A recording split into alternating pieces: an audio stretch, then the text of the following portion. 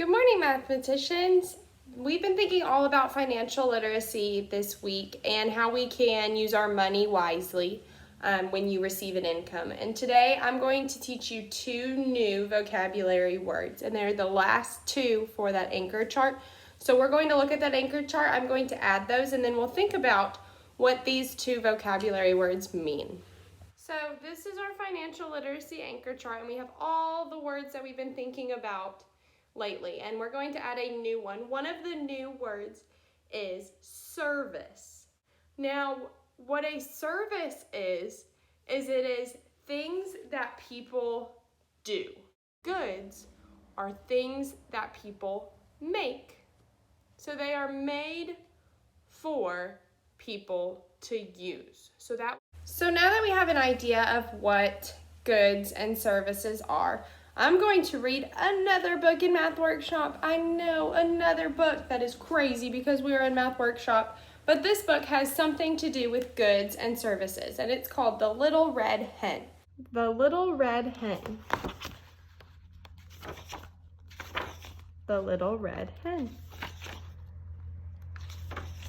Once upon a time, a cat and a dog and a mouse and a little red hen all lived together in a cozy little house. The cat liked to sleep all day on the couch. The dog liked to nap all day on the porch. And the mouse liked to snooze all day in the warm chair by the fireside. So the little red hen had to do all the housework. She cooked the meals and washed the dishes and made the beds. She swept the floor and washed the windows and mended the clothes.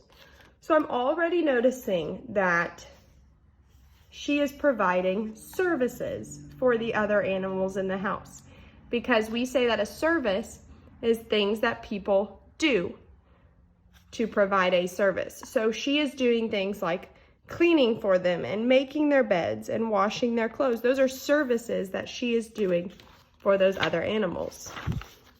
She raked the leaves and mowed the grass and hoed the garden. One day when she was hoeing the garden, she found some grain of wheat. "Who will plant this wheat?" cried the little red hen. "Not I," said the cat. "Not I," said the dog. "Not I," said the mouse. "Then I will," said the little red hen, and she did. Each morning, the little red hen watered the wheat and pulled the weeds. Soon, the wheat pushed through the ground and began to grow tall. When the wheat was ripe, the little red hen asked, "Who will cut this wheat?" "Not I," said the cat. "Not I," said the dog. "Not I," said the mouse. "Then I will," said the little red hen, and she did. So cutting the wheat is a service that she's providing. When the wheat was all cut, the little red hen asked, "Now who will take this wheat to the mill to ground it into flour?" "Not I," said the cat. "Not I," said the dog. "Not I," said the mouse. "Then I will," said the little red hen, and she did. The little red hen returned from the mill carrying a small bag of fine white flour. "Who will make a cake from this fine white flour?" asked the little red hen. "Not I," said the cat. "Not I," said the dog. "Not I," said the mouse. "Then I will," said the little red hen, and she did. She gathered sticks and made a fire in the stove. Then she took milk and sugar and eggs and butter and mixed them in a bowl with the fine white flour. When the oven was hot, she poured the cake batter into a shining pan and put it in the oven. Soon a delicious smell filled the cozy little house. The cat got off the soft couch and strolled into the kitchen. The dog got up from the sunny back porch and came into the kitchen. The mouse jumped down from his warm chair and scampered into the kitchen. The little red hen was taking a beautiful cake out of the oven. "Who will eat this cake?" asked the little red hen. "I will," cried the cat. "I will," cried the dog. "I will," cried the mouse. But the little red hen said, "All by myself. I planted the wheat, I tended the wheat, I cut the wheat, I took the wheat to the mill to be ground into flour. All by myself, I gathered the sticks, I built the fire, I mixed the cake, and all by myself, I'm going to eat it." And so she did, to the very last crumb, after all. or after that, whenever there was work to be done, the little red hen had 3 very eager helpers. So I want to go back to the page where she is listing all of the things that she is doing. So all of these things over here would be a service because she is doing them. And then over here, if she were to give this cake to the other animals, she would be providing a good because this is something for them to use or them to eat. So this actual item is a good. Things that she is doing, like actions that she is doing, like baking the cake, making the cake, and having to get all these things for the cake, those are all services. So now that we've read Little Red Hen and we've thought about what a good is and what a service is, you are going to use what you know about all of our financial literacy terms to create your own business plan. So you are going to think about if you had a job or a business, thinking about what you are doing for that job.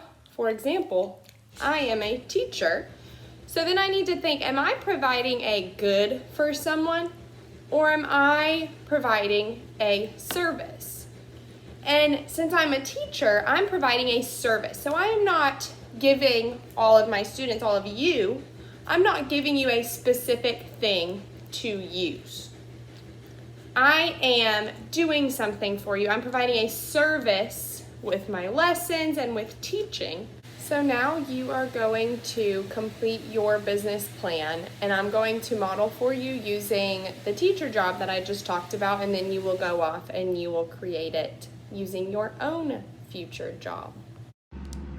Okay, so this is your data sheet for today, and at the top you're going to choose the job that you want to do. So I said that I'm going to do teacher, and then you have to think if your job provides a good or a service. And we already talked about how a teacher provides a service, so I'm going to circle that.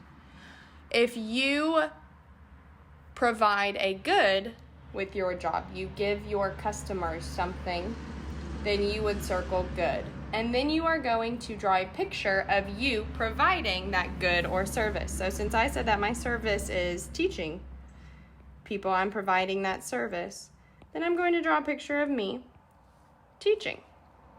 And if your job was a chef and you were providing a good because you're giving food, then you would draw maybe you giving a plate of food. And then down here it says cost of your good or service. You have 3 choices for your cost. Your cost could be 1 cent, so you can charge 1 cent. You can charge 5 cents, or you can charge 2 cents. Those are your 3 choices for numbers that you could do for your cost. And that's because on the back, there's certain problems that are trickier if you do different numbers. So you are going to choose to either say 1 cent, 3 cents, or 2 cents. Now, because I am modeling this for you, I'm going to choose a number that is not a choice for you so that I don't give away any answers. So I'm going to say that the cost of my service is 4 cents. Just so when I solve the problems, I don't give you any answers, but you will choose 1 cent, 5 cents, or 2 cents. And then you're going to go to the back. And the first problem says, if 10 people paid you for your service, what would your total income be? Represent using coins or a number line. So if 10 people paid me for my service, that means that I would have 4 cents for each one of those 10 people. So my equation, 1, 2, 3, 4, would be 4 plus 4 all the way until I have 10 fours. 1, 2, 3, 4, 5, 6. So there's 7th person paying me, 8th person, 9th, and 10. So that means 10 people pay me 4 cents, and I need to figure out what my total income is.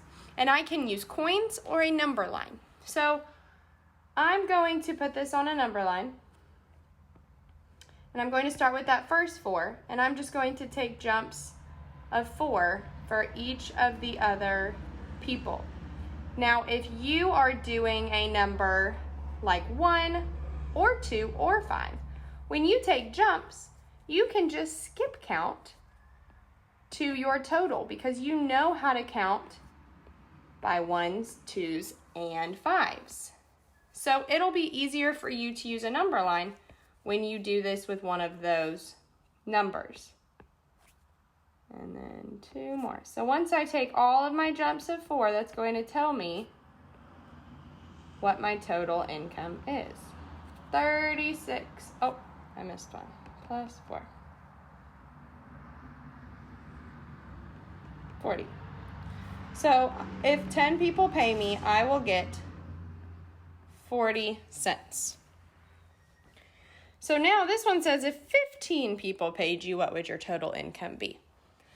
So on this one, I'm going to model with a picture and represent it using the coins or a picture model. That way you know the 2 choices that you can do when you show your thinking.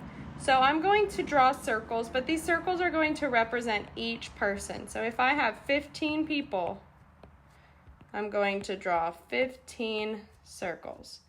And each person is giving me 4 cents.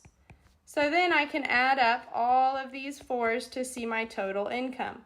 Just like I said with the previous problem in the number lines, if you are counting by 1s, 2s, or 5s with all these circles, you can skip count to get to your total quicker. But since I have 4s, I'm going to think about that previous problem. I know that if 10 people, let me get 10. 1, 2, 3, 4, 5, 6, 7, 8. So this is 10 people, and we said 10 people gives me 40 cents. Then I could just add on these last 5. So 1, 2.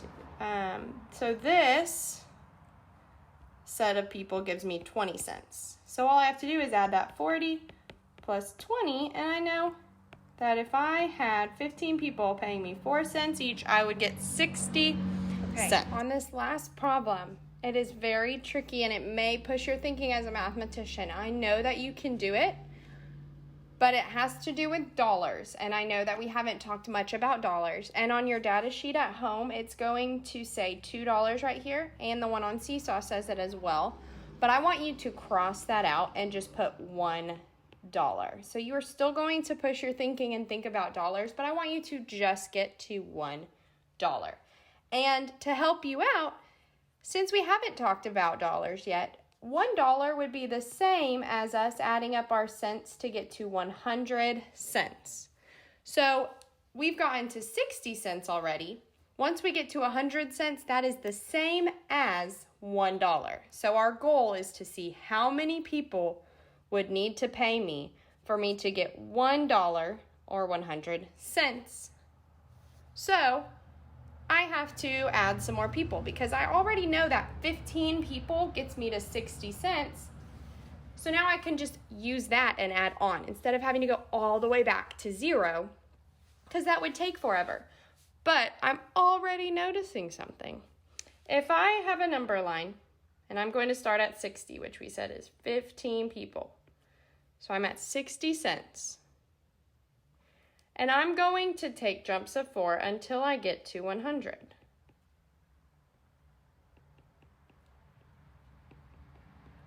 And I'm just going to keep adding. And then once I get to 100, then I can add up my jumps to see the number of people.